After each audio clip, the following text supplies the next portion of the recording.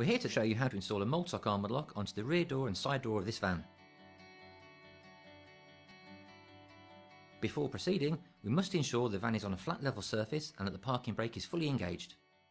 To complete this installation, these are the tools that we will require: masking tape, a deburring tool, metric hex keys, a pencil, an automotive touch-up paint stick, step cutters, pointed pin punch, a ruler, a drill and a clean cloth. During this installation, our installer will be wearing suitable eye protection when using the drill. Installing multi-lock Arma lock on a sliding side door. This side door Arma lock will always be installed on the rear edge of the sliding door. Before we start the installation, it's important to check the doors for suitability. It's essential that the door and the side panel where the lock is to locate are flush to one another when closed. If the door is standing proud, we can adjust it as required. The Arma lock should be located where it offers convenient access for the driver without compromising any mechanisms located within the door. We can now apply masking tape to the door and the body where the Arma lock will be mounted. The side panel. Moving to the side panel, we require the Arma lock body part which has the cylinder located within it. Now, holding the unit and gasket in position, we will use the card provided in the box to ensure that the unit does not overhang into the door gap. We can now open the side sliding door to ensure there's no obstruction. At this point, we can manoeuvre the lock body to find the most suitable clearance position. Once confirmed, we can remove the unit and, whilst holding the gasket in position, mark the 2 holes and the 2 slots on the masking tape. The Arma lock requires 4 fixings to be utilised on both sides for optimum strength. Using the step cutter in the centre of the 2 round fixing positions we have marked, we can drill the holes, ensuring that we do not exceed 8 mm in diameter for each one. In the absence of a step cutter, we could perform this operation using a series of drill bits. Before we can drill the 2 remaining holes, we need to move inside the van to calculate what positions are available. Using one of the fixed holes as a datum, we will slide a pencil along the panel until an obstruction is found. On this van, we've arrived at the panel return metalwork. We can now transfer this measurement to the outside, which will allow us to identify the best positioning for the fixings. It's good practice to spread the load as wide as possible, but not too close to the absolute edge of the slots. We will now use a step cutter again, ensuring that the holes do not exceed 8 mm in diameter. It's important to ensure that all the holes are free from filings and debris. To do this, we'll use the deburring tool. Once the filings and debris is removed, we can now remove the masking tape from this side panel. It's important to treat the bare metal with a suitable protective coating.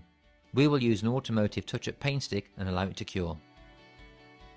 The Arma lock is supplied with a variety of fixings to allow you to select the most suitable type for your van. For this lock part, we are using 4 socket head bolts, 4 serrated washers, 4 large flat washers and 2 weld nuts. Holding the lock and gasket in position, we can insert a socket head bolt, a serrated washer and a large flat washer through the panel skin into one of the fixed hole positions, but not fully tightening at this point. Once done, repeat the process for the other fixed hole position. Taking a weld nut, insert it into one of the slots in the orientation shown. We can now insert a socket head bolt, serrated washer and large flat washer through the panel skin while sliding the weld nut along the slot until it locates with the bolt. Again, not tightening as before. We can now repeat the process with the other fixing. We can now operate the side sliding door to ensure it moves freely without obstruction. At this time, we can make any adjustments required. Once confirmed, we can pinch tighten all the fixings with the hex key. The sliding door. Take the remaining lock part and gasket and position it on the side door, aligning it with the existing installed part. Again, we can use the card provided to assist us with this process.